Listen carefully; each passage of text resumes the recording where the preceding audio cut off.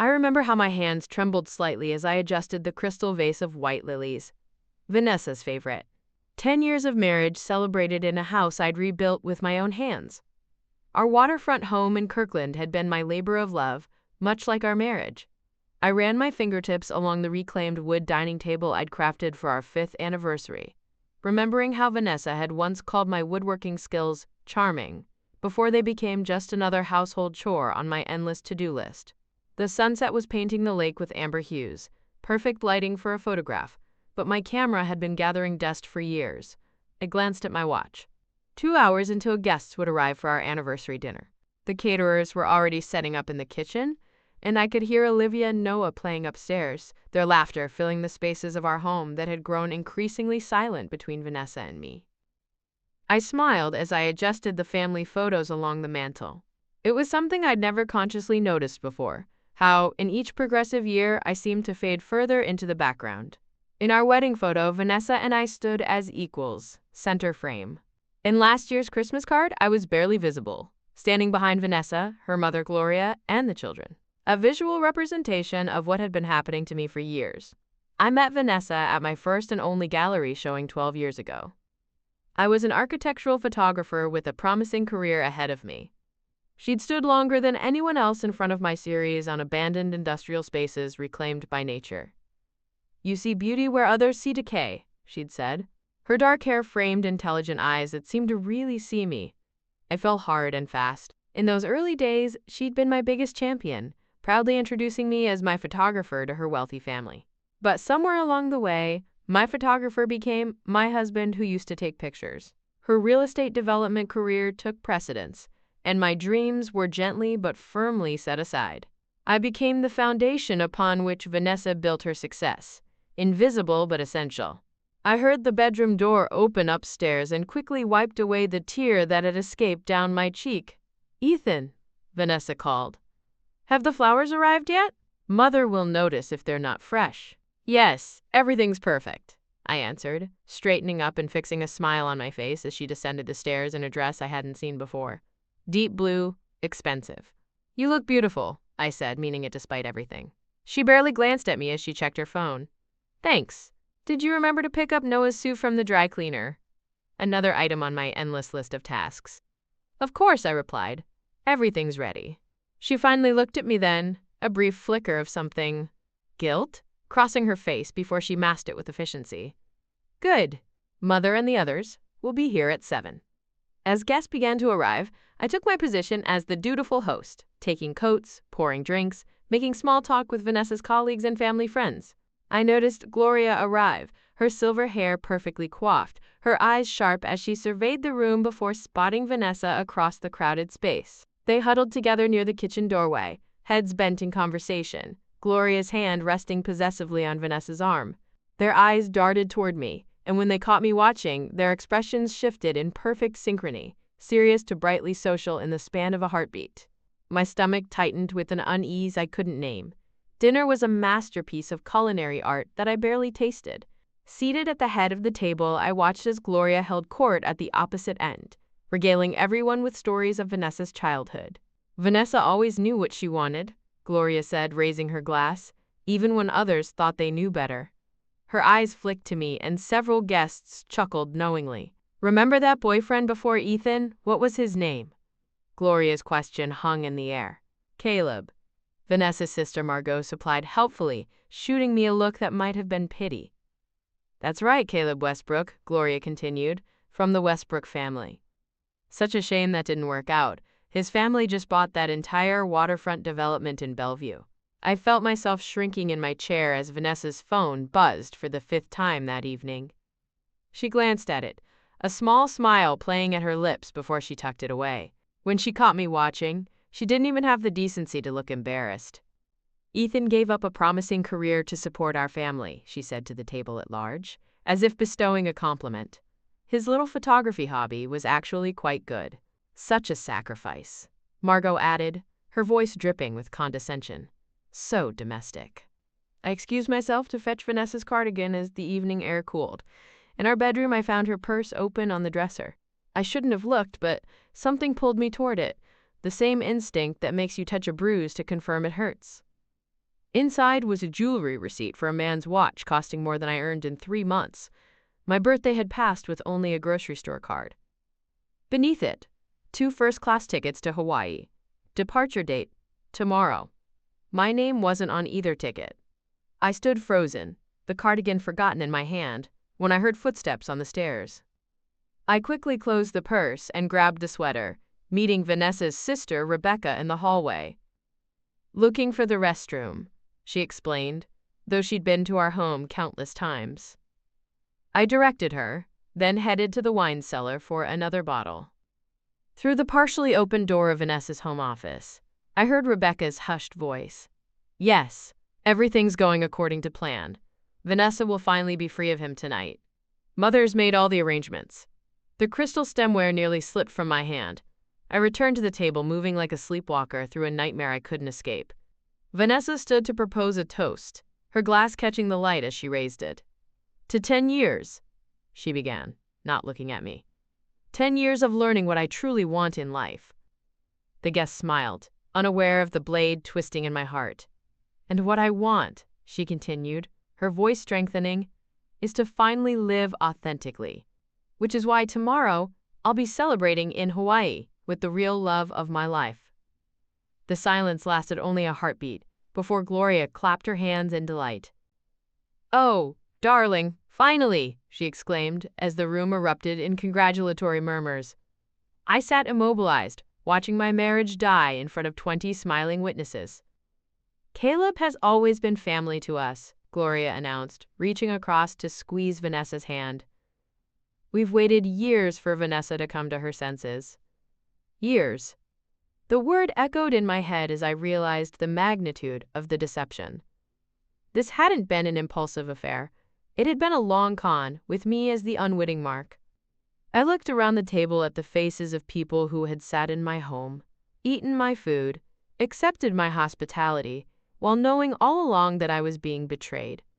Something inside me, something that had been bending for years, finally snapped back into place. I stood slowly, my chair scraping against the hardwood floor. "Excuse me," I said quietly, my voice steadier than I'd expected. I walked calmly upstairs, ignoring the hushed whispers that followed in my wake. In our bedroom closet, behind a loose panel I'd installed years ago during renovations, was a fireproof box containing duplicates of all our important documents: birth certificates, insurance policies, bank statements, property deeds. A preparedness I'd never acknowledged, even to myself. I tucked the box under my arm and went to find my children. Olivia and Noah were in the playroom, blissfully unaware of the demolition happening downstairs. Noah was building with Legos while Olivia colored intensely, her tongue poking out in concentration. I knelt beside them, breathing in the innocent scent of childhood. "Hey, guys," I whispered. "Dad needs to go out for a little while, but I'll be back for you, I promise." They barely looked up, secure in the belief that promises from parents were unbreakable things. As I turned to leave, Olivia held up her drawing. "Look, Daddy, it's our family." My heart clenched as I saw her artistic interpretation of us. Vanessa stood tall and colorful, Gloria even larger beside her. The children were normal-sized, bright with primary colors. And there in the corner, drawn smaller than everyone else with faded crayon, was a figure labeled Dad. I had been disappearing right before my children's eyes. I kissed their foreheads and walked back downstairs, the box tucked inside my jacket. The party had resumed its celebratory mode, with Gloria now standing beside Vanessa, an arm wrapped possessively around her waist. "Ah, Ethan," Gloria called when she saw me. "We were just discussing the arrangements. You'll be moving out, of course. We think it's best for the children to stay in their home with their mother." The calm that had descended over me was strange and unfamiliar. The calm of a man with nothing left to lose. "Actually," I said, surprising myself with the authority in my voice, "I believe we'll let the courts decide what's best for the children." The smug smile faltered on Gloria's face. "Don't make this difficult," Vanessa hissed. "You never could stand up for yourself before. Don't start now." I looked at her, really looked at her, perhaps for the first time in years. "Goodbye, Vanessa," I said simply, and walked out the front door to my car. I drove through the night to a small apartment above a frame shop in Seattle's Capitol Hill neighborhood. The key was stiff in the lock. I hadn't visited in almost a year. Inside was dust-covered furniture, a few changes of clothes, and most importantly, my professional camera equipment and portfolio that Vanessa had insisted we didn't have room for in our home. I'd never admitted to myself why I kept this place, paying rent quietly from a separate account Vanessa knew nothing about. Now I understood. Some part of me had always known our marriage was built on sand. I collapsed onto the small bed, the emotional adrenaline draining from my body, leaving me hollow. My phone rang. Sophie, Vanessa's youngest sister, and the only member of her family who'd ever shown me genuine kindness. Ethan, I'm so sorry, she said, her voice thick with tears. I didn't know until tonight. It's okay, I said, though nothing was okay. Listen, she continued urgently. Mother is already talking about filing for emergency custody. She's saying you abandoned the children by leaving tonight. They're going to use your photography as evidence that you're unstable, too focused on your art to be a reliable parent. The injustice of it burned through my exhaustion. Thanks for the warning, I said, already formulating a plan. After we hung up, I sat in silence for a long while, surrounded by the remnants of a life I'd packed away. Then I began gathering my camera equipment. By dawn, I'd made my decision. I drove west toward the ferry that would take me to Port Townsend, a place I'd photographed years ago, a place of artistic community and dramatic landscapes where I'd once told Vanessa I could imagine us building a life together. She'd laughed and called it provincial. Now it called to me like a lighthouse, guiding a shipwrecked survivor to shore. 2 weeks later, I'd found work at a small cafe called the Rustic Cup, owned by a woman named Maya, who'd looked at my impromptu portfolio spread across her counter and said, "You can start tomorrow, but only if you agree to hang some of these on my walls." Maya was straightforward in a way I found refreshing after years of navigating Vanessa's subtle manipulations. The cafe became my first gallery in a decade, and to my surprise, people noticed. You capture the invisible, an elderly regular told me after studying my photograph of a weathered dock at sunrise. The spaces between things. I was starting to rebuild myself in those spaces between my shifts at the cafe, between the custody hearings that Gloria insisted on prolonging, between the moments of paralyzing doubt. I rented a small cottage with a view of the water and converted the spare room into a dark room. I took photographs of everything: the historic buildings of Port Townsend, the misty mornings on the bay, the ferries cutting through the sound. I was remembering who I had been before I became someone's husband, someone's disappointment. Have you ever had to completely rebuild your life after betrayal? Share your story in the comments below. I know that journey of rediscovering yourself when everything familiar has been stripped away. For me, each photo I took was another piece of myself reclaimed. 3 months after arriving in Port Townsend, I joined a photography workshop led by Franklin Moss, a renowned landscape photographer whose work I'd admired for years. You've got the technical skills, he told me after reviewing my portfolio, but your recent work has something your early stuff doesn't: vulnerability. Pain makes for honest art, Ethan. Under Franklin's mentorship, I developed a series of photographs exploring the concept of visibility. Objects partially obscured by fog, buildings reflected in water, people captured in moments of genuine emotion when they thought no one was watching. I named the collection Becoming Visible. The local gallery agreed to show my work. It was a modest space, nothing like the prestigious Seattle gallery where I'd met Vanessa, but when I saw my name printed on the exhibition flyer, something long dormant flickered back to life inside me. On the opening night of my exhibition, Maya closed the cafe early so her staff could attend. The small gallery was crowded with locals who'd come to support the newcomer, who made their coffee and captured their town through a lens of appreciative wonder. I was explaining the technique behind a particularly challenging sunset shot when the gallery door opened and a hush fell over the room. Vanessa stood in the entrance, Gloria right behind her like a shadow. They were both immaculately dressed, conspicuously expensive against the casual atmosphere of Port Townsend.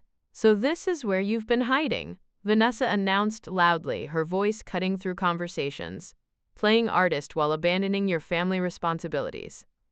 I felt Maya step protectively closer to my side as Gloria added, "Caleb left her after 3 days in Hawaii." 3 days! After all their secret planning.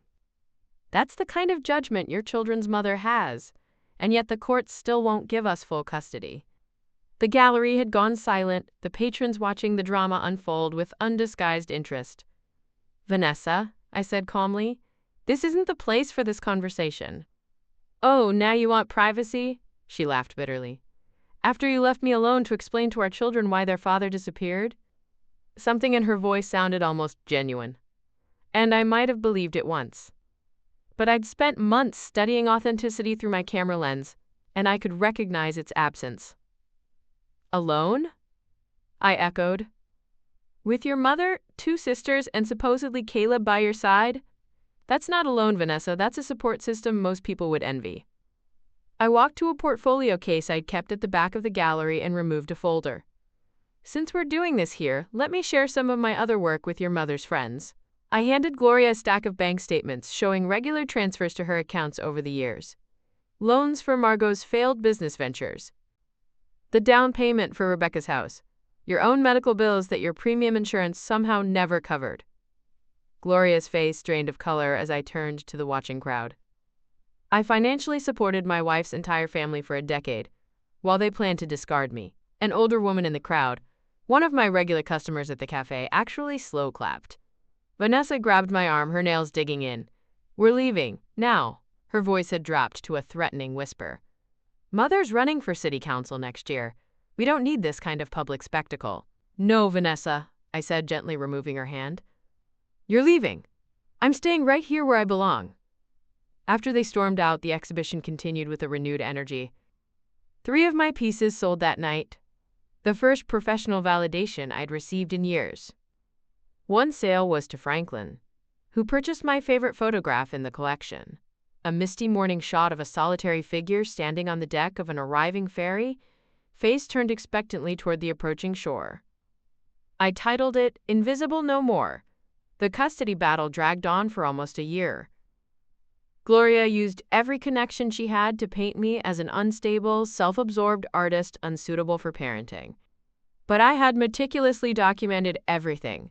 The public betrayal at our anniversary dinner, witnessed by 20 guests.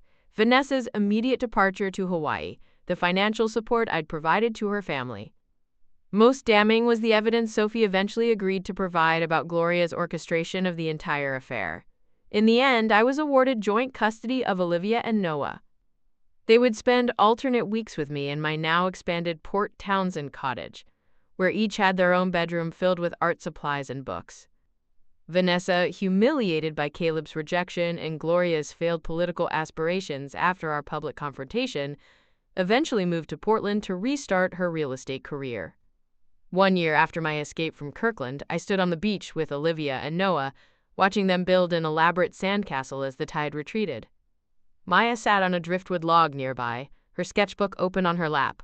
We weren't dating. Not yet. But there was a comfortable friendship between us that held the possibility of more. "Dad, take our picture." Noah called, proudly gesturing to their creation.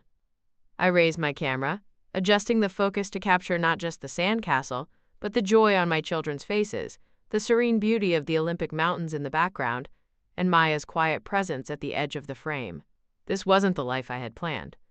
It was better because it was authentic. I had become visible again, first to myself, then to my children, and finally to a community that valued what I had to offer. The photograph I took that day would later be titled, "Beginning Again." It would hang not in a prestigious gallery, but in my own home, the first thing visitors would see when they entered. A reminder that sometimes we must lose everything to discover what we truly need. If this story touched you, please hit subscribe to support our channel. Every subscription helps us bring more stories of resilience and redemption to light. I look at that photograph every morning now, remembering how close I came to accepting invisibility as my permanent condition. Sometimes the most important journey isn't to an exotic destination, but back to yourself, to the person you were always meant to be before the world convinced you to disappear. My name is Ethan Mitchell. I am a photographer, a father, and the author of my own life, and I will never allow myself to become invisible again. If you've experienced the pain of betrayal or the triumph of rebuilding, share your story below. Your voice deserves to be heard. And if my journey resonated with you, Please subscribe for more stories that remind us all that even after our darkest moments, we can step back into the light, stronger and more authentic than before.